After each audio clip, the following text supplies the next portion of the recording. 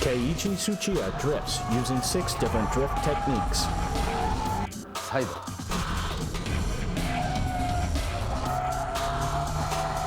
シフトロック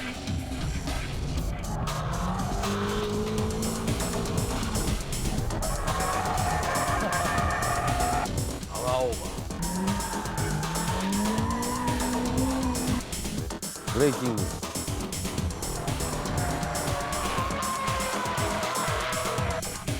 フェイントアクセルオフ In this issue of BMI's special edition, we will focus on the art of drifting performed by the Drift King himself, Keiichi Tsuchiya. We'll go through all 6 basic techniques essential to drifting and further analyze how Tsuchiya is using these techniques from various camera angles. Let us guide you to the world of the Drift King's Drift Bible. First of all, we'll take a look at how a drift machine should be tuned and modified. Looking at this S14 Sylvia with limited modifications to only the suspension area, you can say that drifting is not about power. Going sideways, relying on only brute power, is not what Tsuchiya aims for. So how should a beginner set up his or her machine to drift like the king? Okay, so what's the least amount of tuning you need to drift? We had lots of stuff done to our car right here, but you don't need to go all crazy to start drifting. First of all, you have to start with the suspension. Then you should also change the brake pads and brake fluid, but that's about it. And if you're lucky enough to be able to spend some more, upgrading the CPU, exhaust system, seats, steering, and shift knob may be a good idea. And as you improve, maybe changing LSDs might be good in the future. Anyway, what I want you all to understand is that you don't need loads of money to enjoy the sport of drifting. Let's check out the 6 basic techniques that Tsuchiya actually applies to drift. See how Tsuchiya triggers the tail to slide with each move. To make it easier to analyze each drifting procedure at low speeds, we'll use the second hairpin at a Bisu circuit going counterclockwise. To begin with, I'll show you what I was doing back in the days, long before anyone recognized me. This should be the entry-level technique for all novice drifters. First of all, I cut the spring shorter on my car, and then you go out and turn your car sideways. There's no difficult weight transition involved here. We'll first use the e-brake to go sideways. Then we'll try what's called the shift lock, and then on to the power drift. That doesn't require much skill. I'll show you these 3 techniques.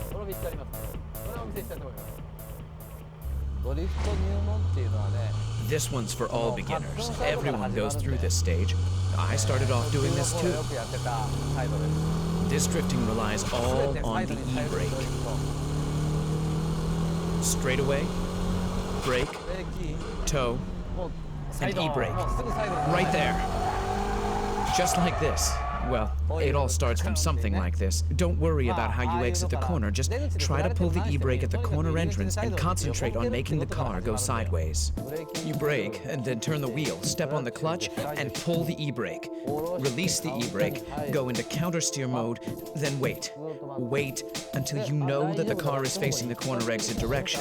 Then you gently start stepping on the gas. How hard you should step on the gas pedal should depend on how much you're sliding and countersteering. All of this should get you to exit the corner in one piece. One must learn the timing and the rhythm of the Drift King's drifting procedure and actually feel the exact moment the tail slides in order to master the 6 basic drifting techniques. The length of the tail slide depends on the steering angle, plus how long and how strong the e-brake is being pulled. All maneuvers must be done smoothly and timely, and to do that, having the right driving position becomes crucial. This is a must in order to give a car a quick countersteer and respond to the car's slightest movement. Let's check out how Tsuchiya is controlling the gas pedal from the outside. You can see he's controlling the drift without opening the gas all the way. The timing to pull the e-brake is almost synchronized with when the brakes are let off.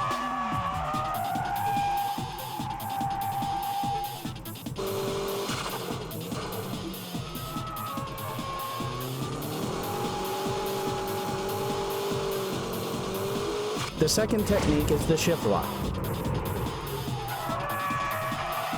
Notice that Tsuchiya's right foot is not doing the heel and toe move. Okay, let's now look at the shift lock. I used to do this on snow and wet surfaces. I don't recommend to do this on dry roads, but here we go.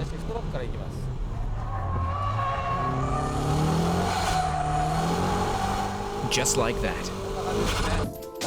Kick the gas all the way in third gear. Brake, steer, then boom. You let the clutch go without using heel and toe. The rear will suddenly lock. Then you slide, counter steer from here. Rest is the same as a side brake drift. The corner entry procedure is the same as the side brake drift. The important point here is when to release the clutch. Tsuchiya lets off the clutch just as he eases off the brake and steers in.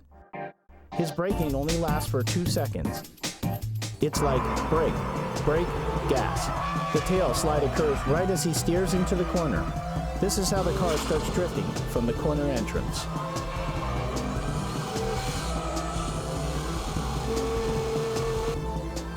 In power over drifts, throttle control is the key.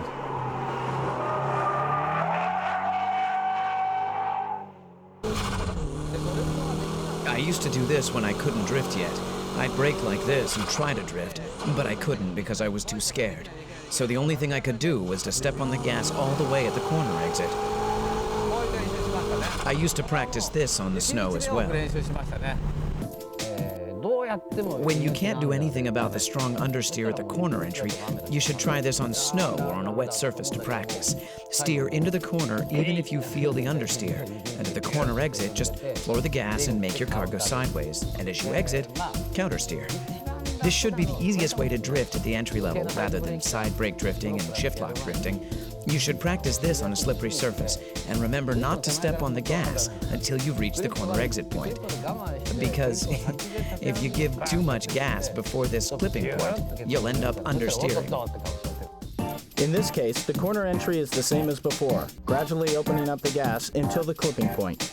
Then Tsuchiya loosens up the gas for a moment, and then he kicks in the gas pedal to get the tail sliding. Power over drifting needs strong front tire grip. This is the reason why Tsuchiya loosens the gas to make the weight shift to the front. By this time, you've mastered the entry-level drifting. And if you're in control of the car's weight transition, you can pull your e-brake lightly. Just a tad so that people watching can't even tell you're pulling the e-brake. Then you'll learn how to drift using shift lock and braking. But this entry level is a good starting point for all beginners. How is the weight transition being done? Let's check out the braking drift.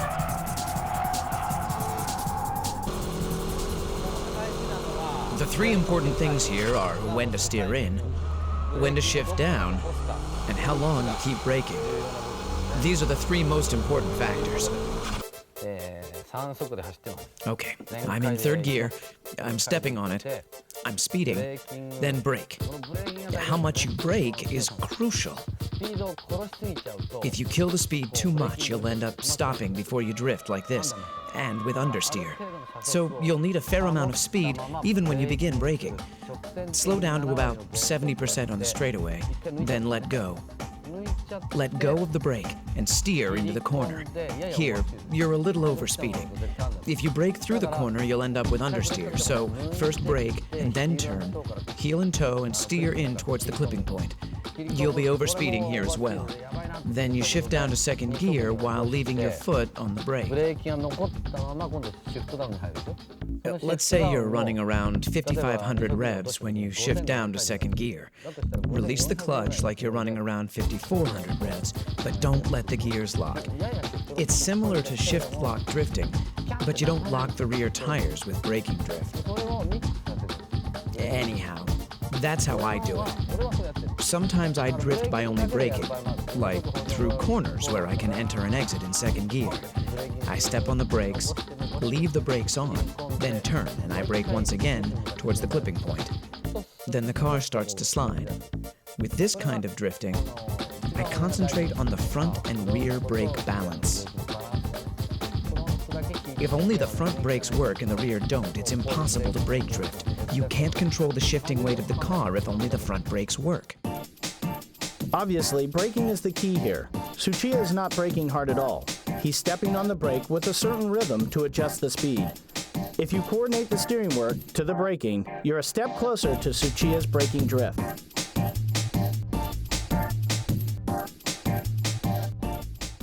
Remember, the rhythm of your right foot should be brake, brake, brake, brake, gas.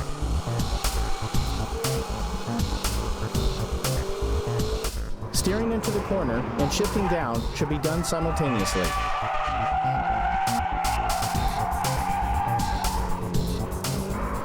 Next up is the fake drift, where you create large weight transition by force. When weight transition is difficult to make just by braking, you shift the weight with a feint movement.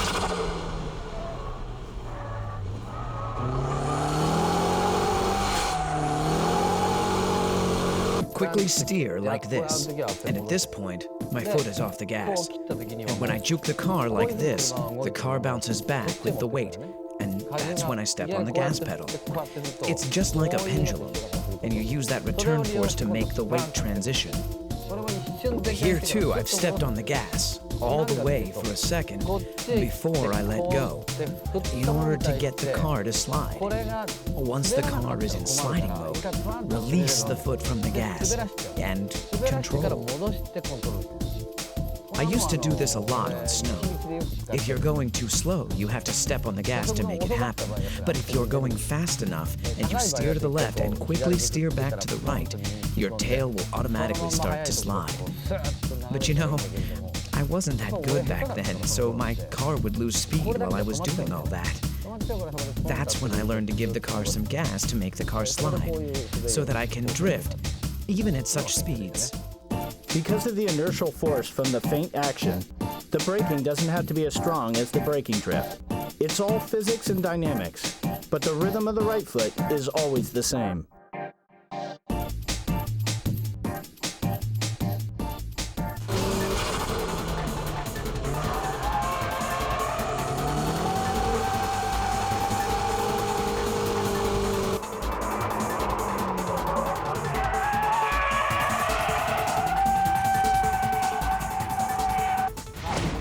Okay, shall we try this dynamic drifting?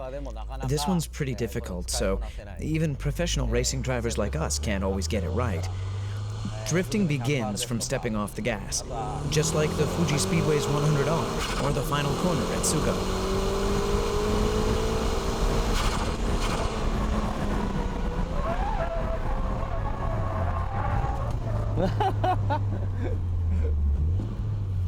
Unbelievable.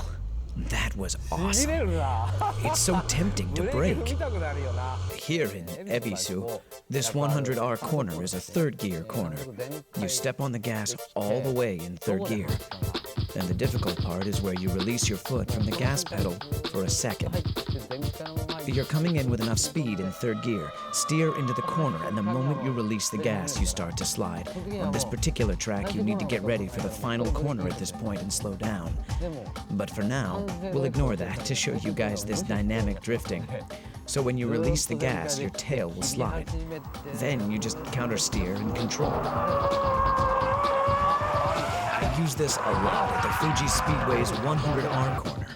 I charge in without braking and just instantly let go of the gas. And when the tail starts to drift, I just counter steer and slam on the gas as I exit the corner. You do this at the final corner at Tsugo. There are some cars that can plunge into the corner without braking at all. In a Miata, you can dynamic drift at Maze, go right in at full speed, and by releasing the throttle, you can initiate the tail slide. From there, it's just counter steering and stepping on the gas again at the exit.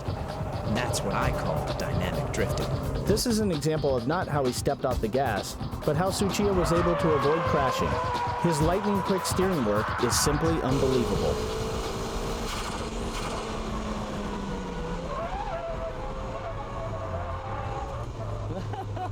So that was dynamic drifting, which is the ultimate form of all drifting.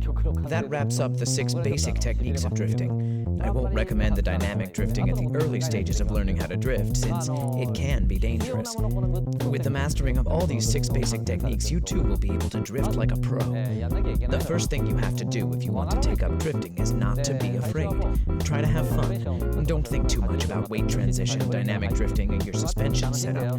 Visit a track, go out there and start pulling the e-brake. That's the best way to learn how to drift. After you get the hang of it, try to use all 6 techniques in various corners. Take your car to as many tracks as possible and try different styles of drift. And again, be safe and have fun. The art of Tsuchiya's drifting is that no matter which track it is, or what car he's driving, he can drift beautifully. Why is this possible? Let's see why Tsuchiya is called the Drift King at Maze Circuit.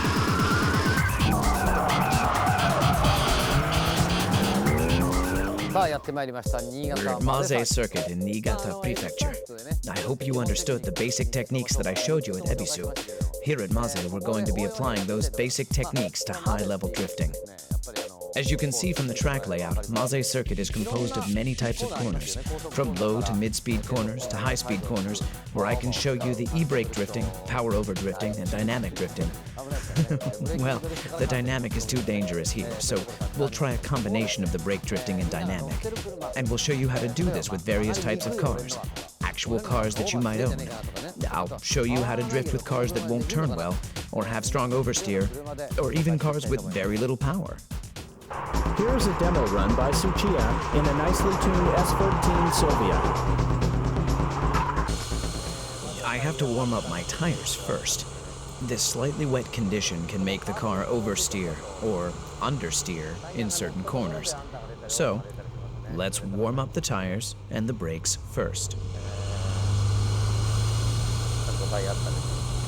How will Tsuchiya control his S14 on this surface?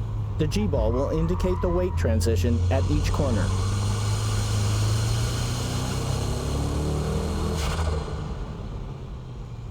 It's wet here, so I'll just pull the e-brake to avoid the understeer. For the first couple of laps, I'll demonstrate the braking drift with this K-Office S14. This S14 is modified with a great suspension system that allows the car to perform high-speed drifting.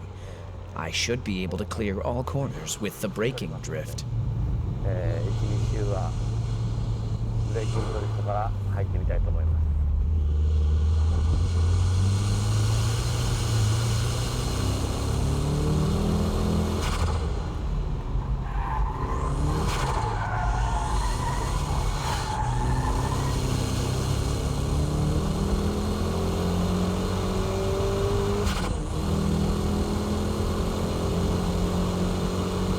You know, no matter which track you're at, or which corner you're going through, what you have to do is basically the same.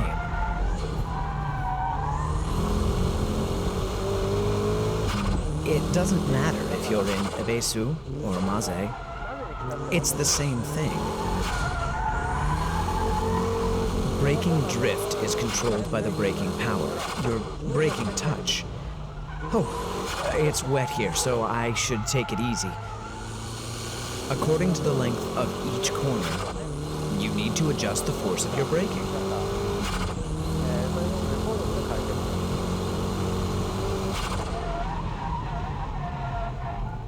I went into that corner too fast.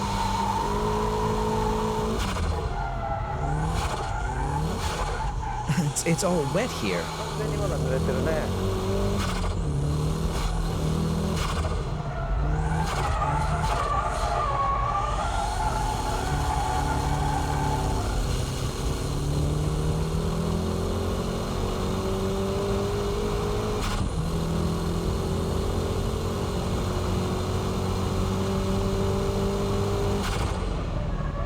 See? I'm doing the same thing. No matter where I go, this is how I do it. But remember, you have to adjust your speed, braking power, and steering angle for each corner. What do you do when it's all wet like this? Just pull the old e-brake.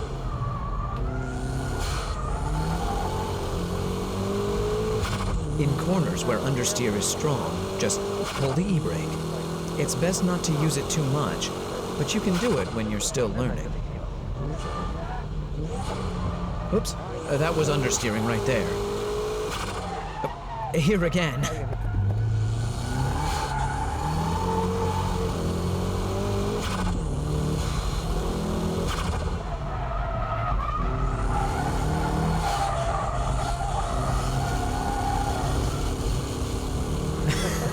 My drifting is a bit wild, isn't it?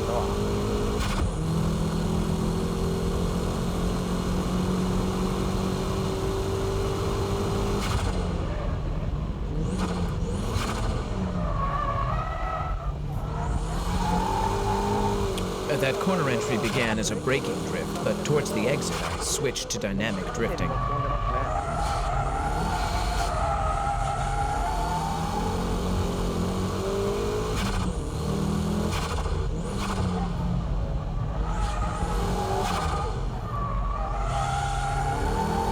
Here I'm power drifting at the exit.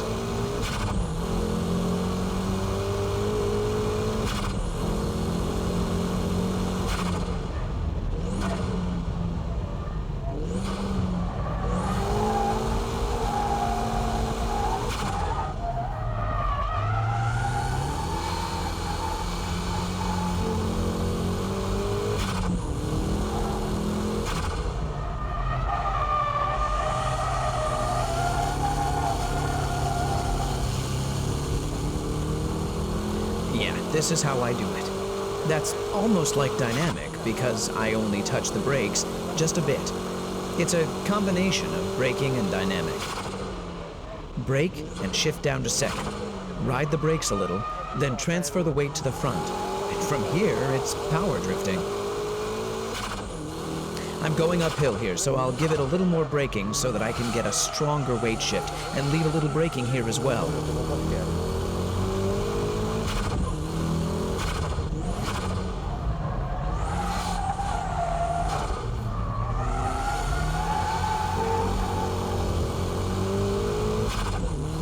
On the S-curves, the faint drift should be used.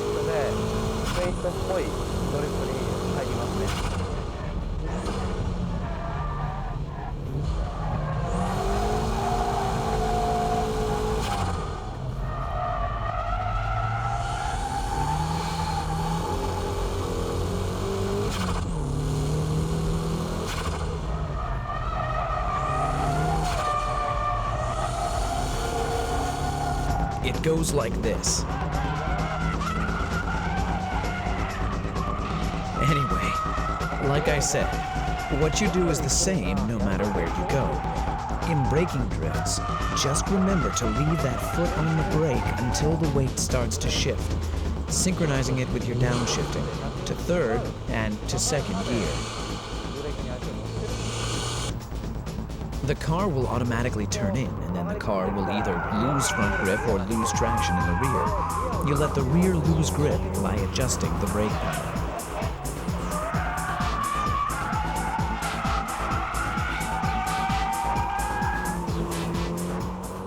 Let's check out how the S14 is acting on this final corner from the outside camera.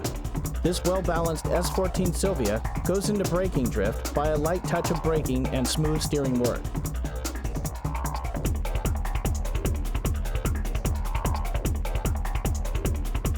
This time, let's check the onboard footage from another lap. Look at the braking.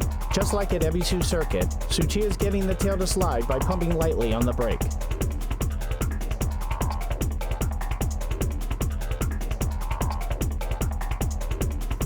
As Tsuchiya countersteers, the G-balls are intact and moving towards the rear very smoothly. A beautiful drift must have smooth weight transition. Pay attention to the angle of his countersteering and throttle control.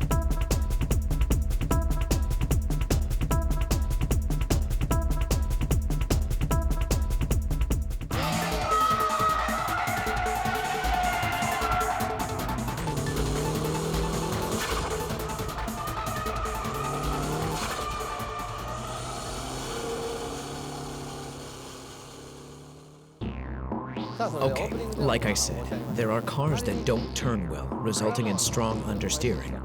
Here we have the Hachiroku and the S13, both which are notorious for understeering and weak front traction. If the car is this low, I don't think the suspension has enough travel. Anyway, even with cars like this, you can get them to go sideways. But how? Well, let's try it out. What do you do if you think there's going to be understeer?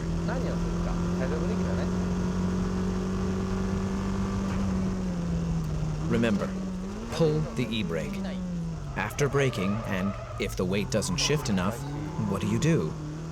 Pull the e-brake. Then you turn, just like this.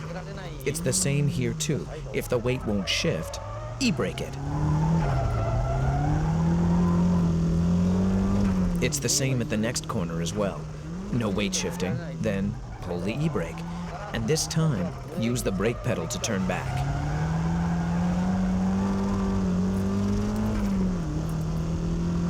That wasn't so hard, right?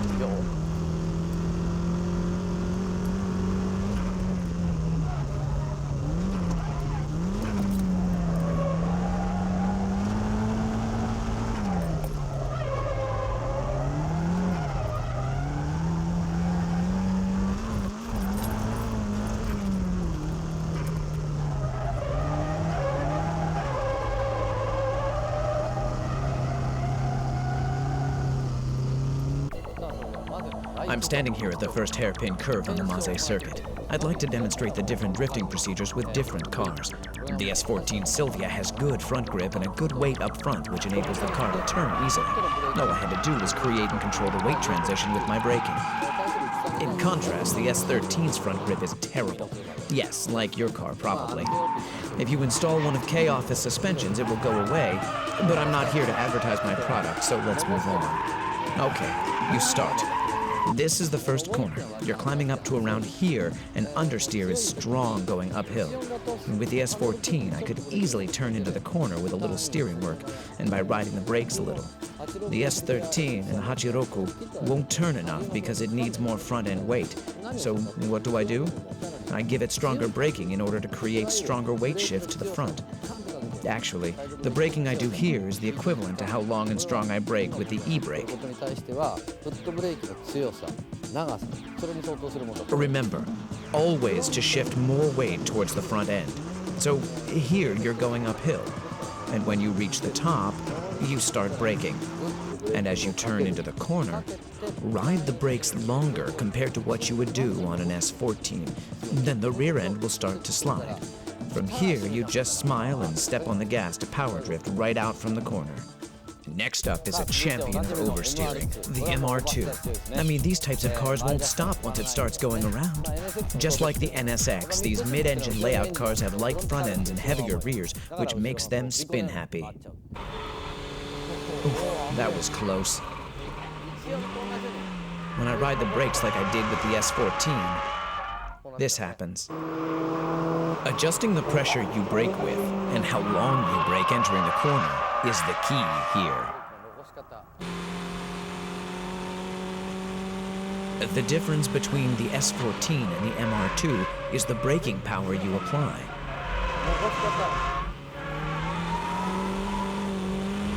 The braking time I ride into the corner is only about half of what I did with the S14.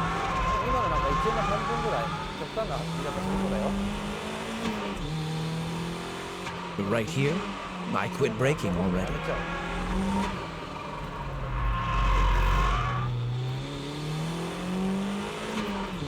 And the braking pressure itself will be weaker compared to the S14.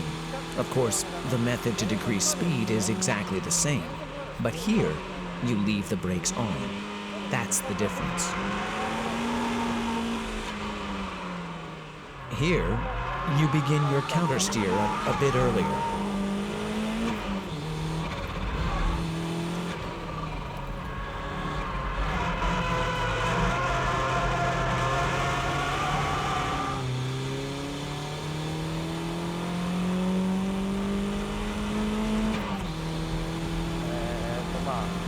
That's how you keep control and drift with understeer.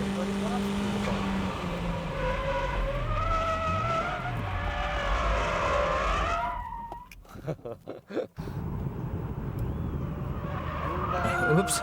Yeah, I thought I had that on. But hey, even monkeys fall from trees. The car had too much speed on that one. So, the important thing here is to keep the weight transition smaller. Delicate weight shifting is the key here. Like here. I go in like this, but I'll let go of my brakes early. You can tell by looking at the G-ball that the weight transition is smoother compared to the S14. This is how you drift with cars that have strong oversteer. You countersteer as soon as the tail slides. Earlier countersteer is important. And the speed, you have to start countersteering at high speeds like this.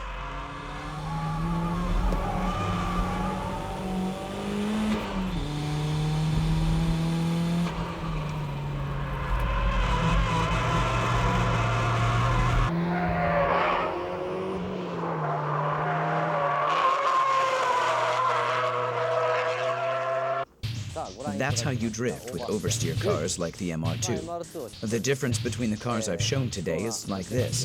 The S13, the car with strong understeer, needs big weight shifting. The S14, which has neutral steer, only needs braking drift technique to go into the corners smoothly. Whereas strong oversteer cars, like the MR2, need stability as you brake into the corner. You're carrying a heavy load of weight in the rear that makes the car unstable and wobbly when you're going in. So, stabilize the rear weight and go into the corner, adjusting the amount of your braking according to the steering angle. The amount of weight transition is about half of what you have with an S14. And with only half the pressure on the brakes, these cars can turn in at the same angle as the S14.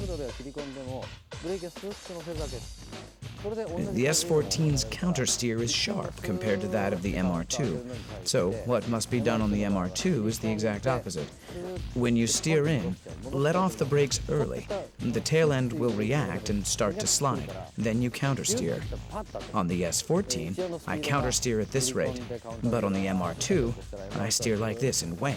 That's the kind of difference in steering speed. The important thing here is the speed of your countersteer. Not just here on the first hairpin, but here on the S-curve. And right here as well. When going downhill, the weight becomes larger, so the rear becomes easier to get thrown out. So it's better to turn small here on the first one, so that you can drift on the second corner. The same here. You don't want any understeer or get thrown towards the outside on the first one, as these cars with strong oversteer won't be able to recover by the second corner that's coming right up. So just turn small on the first one, and on the second one, just lightly step on the brakes or let go of the gas to get the momentum change. Then you can control with a quick countersteer.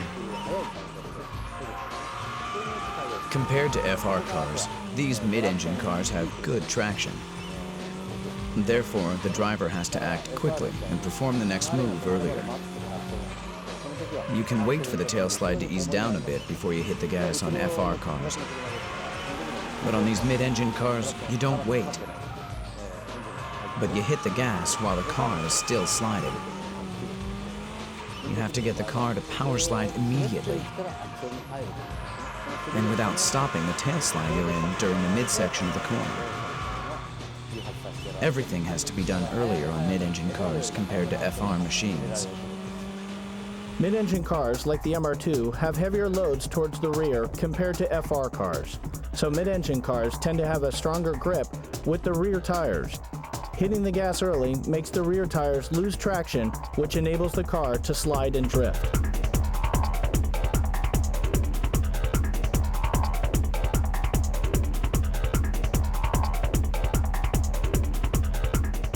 The big difference between the S13 and the S14 is that the action needed to trigger the tail slide is smaller. You don't need big braking maneuvers or steering work to slide the tail and drift.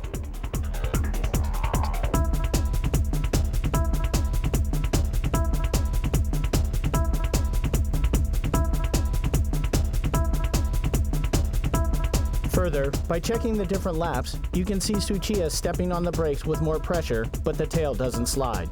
So he gives it gas, but even that doesn't make the car slide. The last thing he did was letting off the gas to get the car to go sideways. This proves how Tsuchiya can instantly change his applied techniques according to the situation he is facing.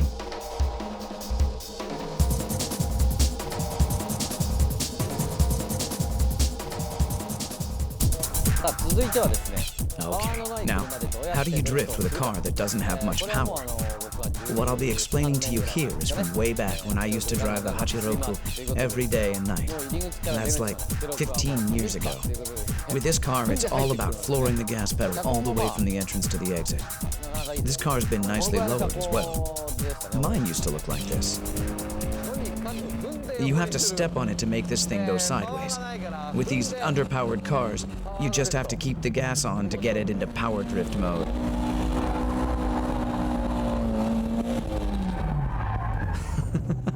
I just killed the power. But it's great that I can constantly floor this thing.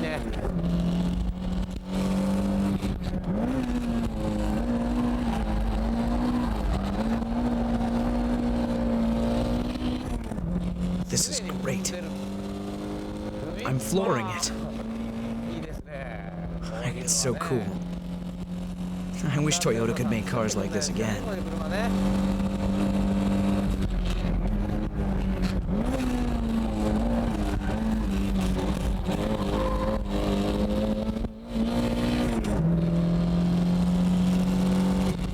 Shift down and put the pedal to the metal.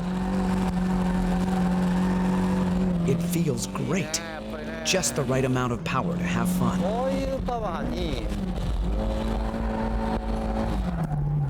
This kind of power is just right for these M7 tires.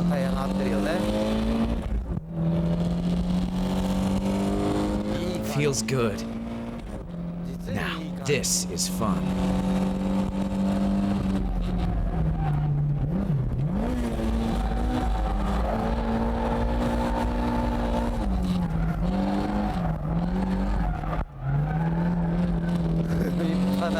I'm literally flooring it the entire way.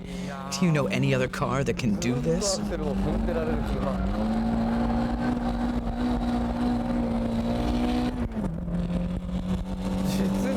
It's just great. What I'm doing is simply turning the car with the gas pedal.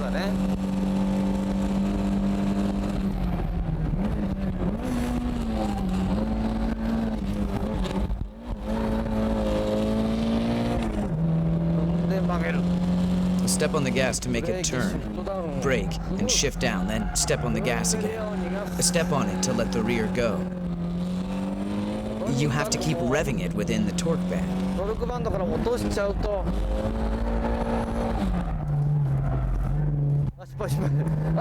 Oops, I dropped it. Whoops. The instant you fall out of the torque band, you stop drifting. So make sure you rev it up enough to keep it up there.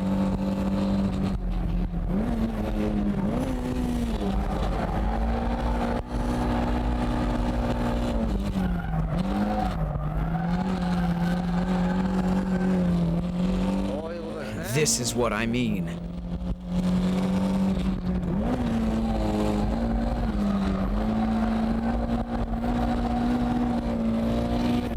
So, how was drifting with an underpowered Hachiroku? This car is a classic, and it will be a classic for years to come. Did you know I taught Takumi from Initial D how to drift in one of these? Okay, the first hairpin, what am I doing? I'm simply turning the car only with the gas pedal. This is the biggest difference from other cars. This is quite a technique, definitely for advanced drifters. You need to use this here on the first hairpin, and here on the S-turn. And here. I use a combination of the braking drift and dynamic drift. It's the same here as well, but on the final corner, these old cars have tendencies to understeer. So, what do? You step on the gas and turn the car sideways. Let's check the steering work for the first corner. You come down the straightaway in third gear, so shift down to second. Steer into the corner, but the car is understeering. step on the gas all the way and let the rear slide. Then you let go of the gas and wait. But if you wait too long, you'll lose too much rev, and your drift power will stall. So, after you give it gas all the way to make the tail slide, countersteer. And as you do this, place your foot on the gas, just to keep the rev within the torque band. This is how you drift right from the corner entrance to the exit. And this is also the reason why an underpowered classic like the Hachiroku can go up against the high-tech power machines of today. I'm turning using the gas pedal at all corners. You know, you may be able to drift in other cars, but drifting through the corners from entrance to exit in an underpowered car is a tough task to pull off. And that's why people who say they can drift in a Skyline, Supra, MR2, or a Silvia can't always go sideways in a Hachiroku. This is because you really need to know your stuff to keep the underpowered car drifting through corners. And to get this done, you must master the 6 basic techniques to make your drift perfect. Let's check the Hachiroku on the final corner. In this corner, a standard braking and shift lock triggers the car to drift. But the throttle control from here is different. Tsuchiya floors it immediately to keep the car sliding all the way from the entrance to the corner exit. He's purposely letting the wheel spin a bit so he can control the tail slide with little power. He's driving while constantly maintaining loose traction.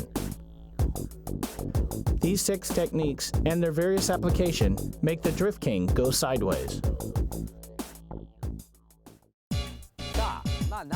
How did I become the Drift King? I can only say that I was driving day and night. I guess people call it practicing and hard work. But to me, I was just having fun out there. To enjoy driving, or shall we say practice for now, all you need is some safe, clear space. This will be enough. Let's start with a 180-degree turn. The first thing I tried, right after I got my driver's license, is this. Pull the e-brake, and try to end up facing the direction I came from. In my days, it was cool to be able to do this and get it right.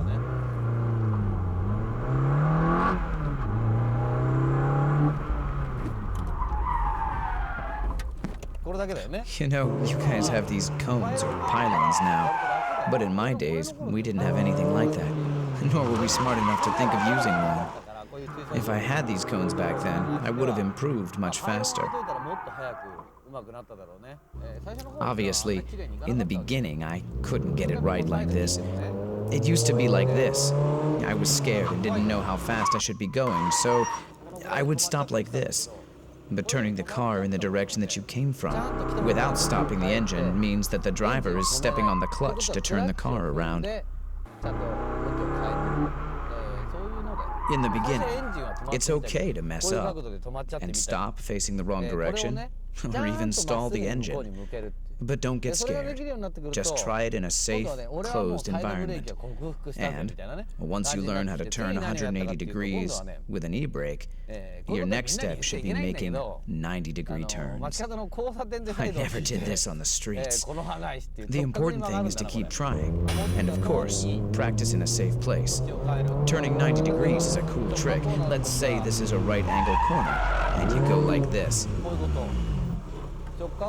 This 90-degree turn is easy once you get the hang of pulling the e-brake, adjusting your speed, and countersteering to face the right direction.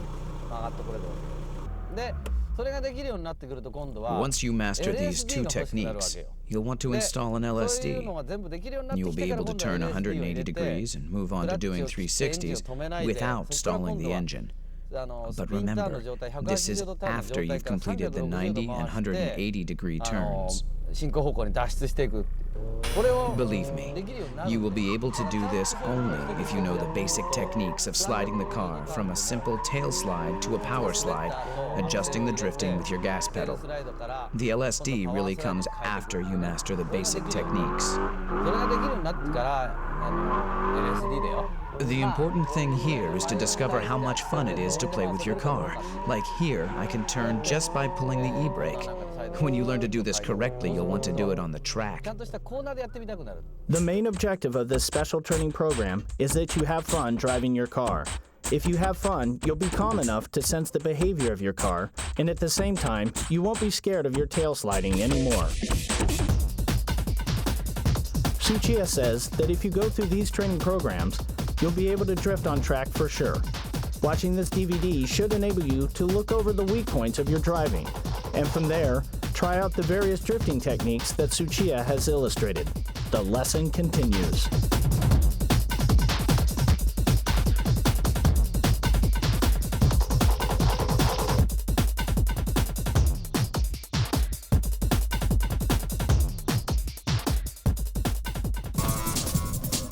Special training program number 4 is learning how to use the handbrake according to the radius of the corner. Okay, first of all, okay, here. How about this? See, I countersteered and stopped the car facing the direction I want to exit. You have to countersteer toward the exit direction. You can see here that I am actually countersteering. And it's okay to pull the e-brake and stop here. Beginners tend to end up facing the wrong direction, like this. So, controlling the car towards the direction that you want to go is crucial here.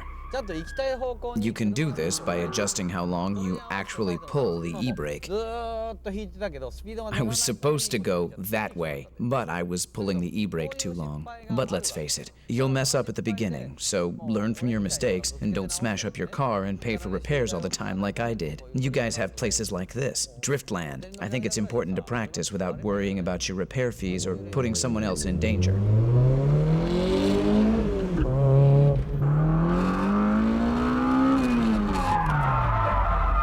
See, here. I'm pulling the e-brake too long, letting the car slide too much. In this situation, your left hand is pulling the e-brake, and your right hand working the countersteer is too slow.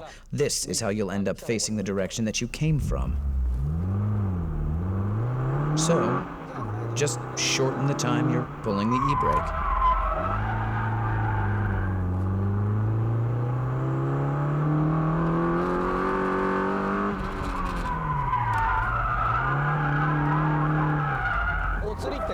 This is what happens when you steer too much.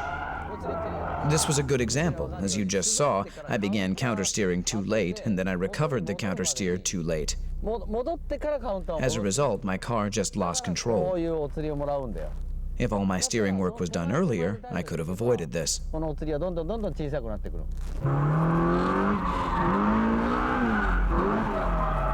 If you end up doing this, just hit the brakes and stop the car.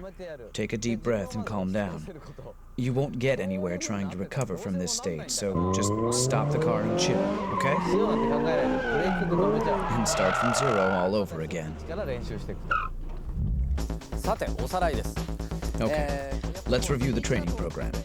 I admit that this training needs effort, but you want to have fun too. So find a safe place to practice and start from the 180-degree turn. Then try the 360, but you need an LSD to do this. Then the 90-degree turn. And when you learn all this, come to a track like this one to practice, where you can find something like this. To practice doing donuts, you need an LSD. Come to a track like this to practice pulling the e-brake along the actual radius of the corner. If it's a 90-degree corner, just pull the e-brake for a second, countersteer, and then hit the gas.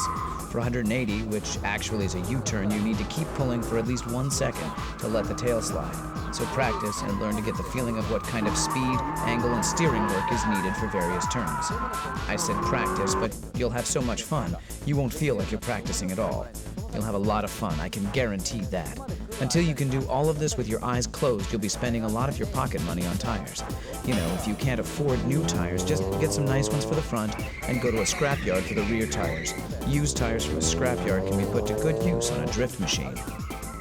After you practice with used tires and become better at drifting, well, let's say you can countersteer and kick the gas in towards the corner exit and drift properly once every 3 times. You're now ready to get some good tires on all 4 wheels. At this point, you should be wearing the same tires in the front and the back.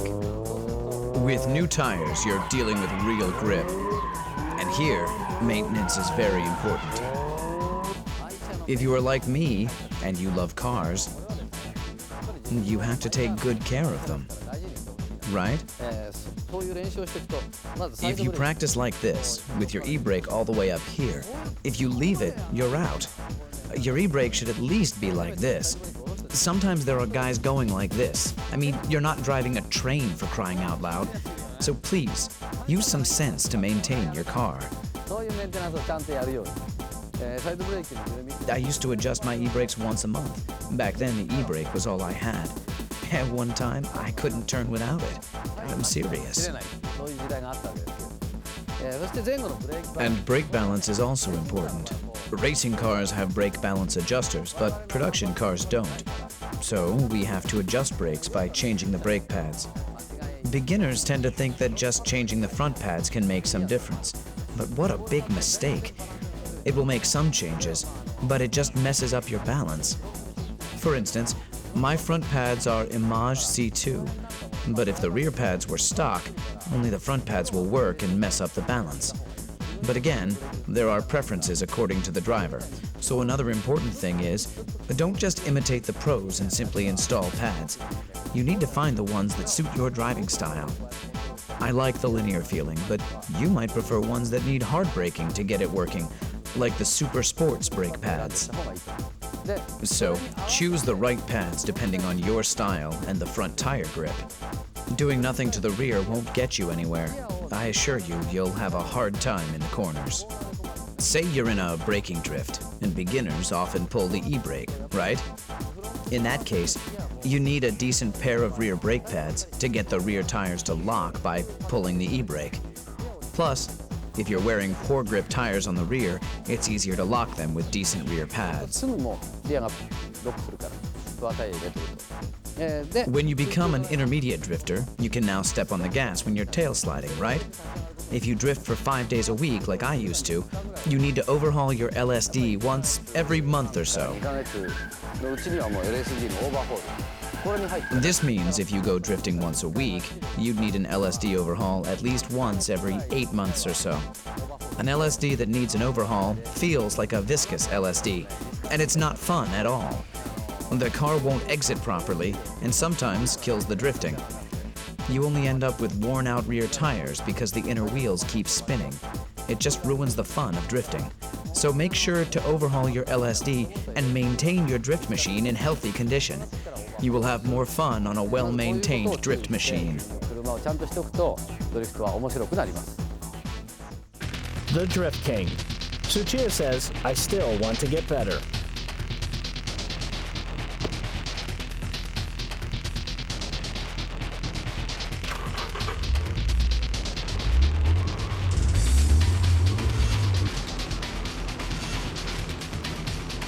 This is Tsuchiya's flat-out drift attack at Ebisu Circuit.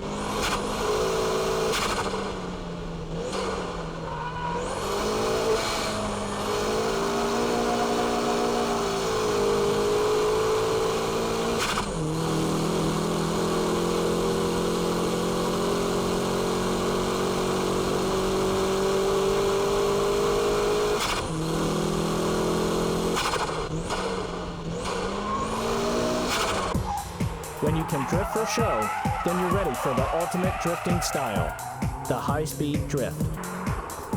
The 6 techniques are still vital for this style of drifting, but now you're going fast.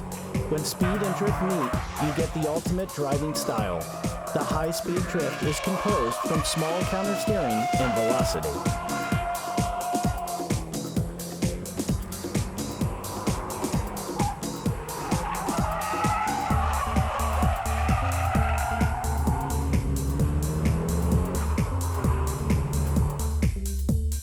high-speed drift needs braking delayed to the absolute limit, instant steering work, and all-out cornering exit skills. Every movement needs to be orchestrated precisely.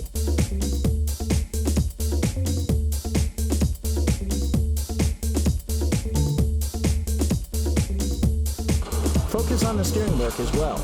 In high-speed drifts, tail sliding is controlled and limited, so counter-steering work can be minimized. Wheel spins are limited also, making the car easier to grip and accelerate at the corner exit.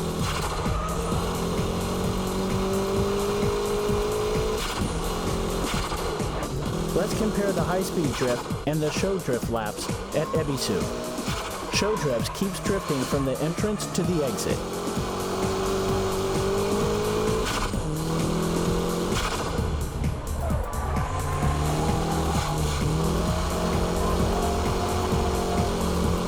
With the high-speed drifting, traction recovery is very quick, even during the counter-steering work.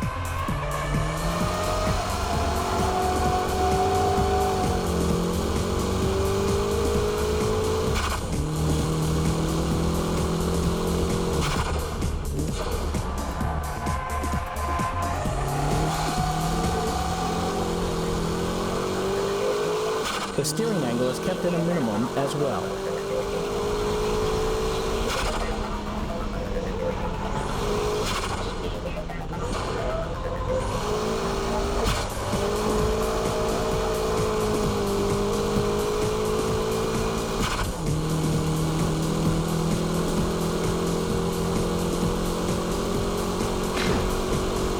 This is the ultimate style of drifting, high-speed drifting.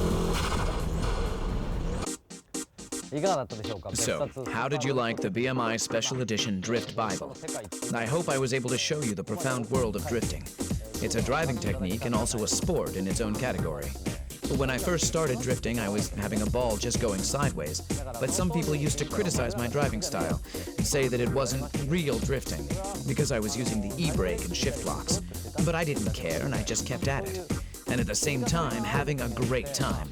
As I've been saying all through this DVD, the 6 basic techniques are what make my drifting style possible. After mastering all 6 techniques, I found the dynamic drifting. To be specific, it's a combination of the braking drift and dynamic drift. This style naturally became my own drifting style. Anyway, don't ever give up, even if your car is not turning or has strong oversteer. There's always a way to drift any car. And remember to be safe and have fun. Try to have as much fun as possible when you start drifting. And once you're able to drift, set your goals higher and keep at it.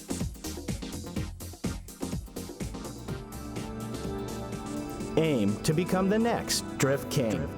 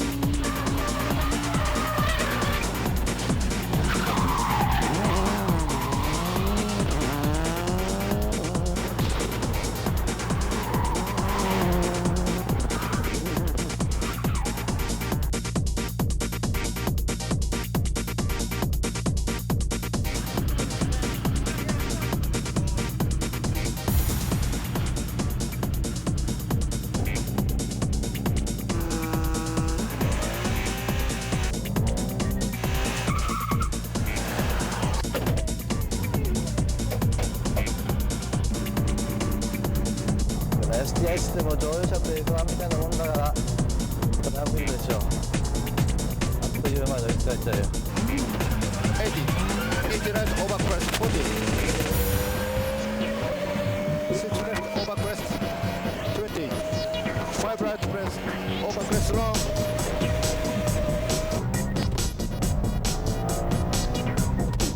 なんか今もう後ろにチラッと見えたいな。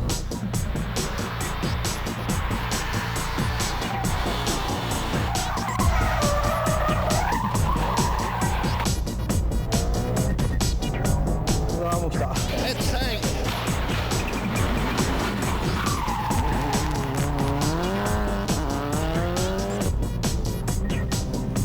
ナビゲーターいるとすごい楽なんだろうな。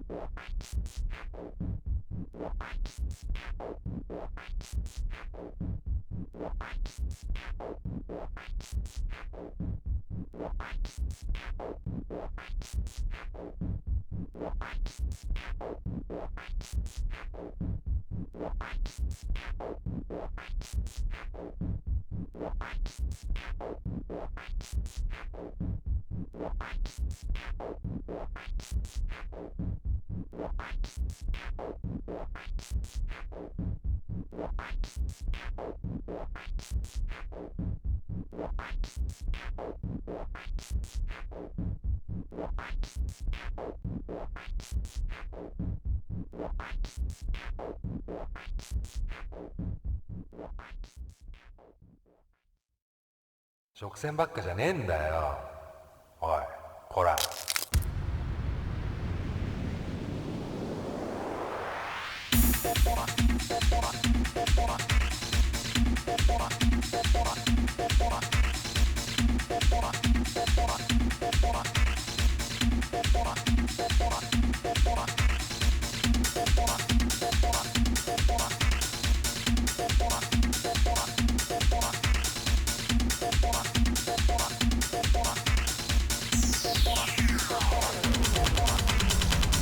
そんな面白いか。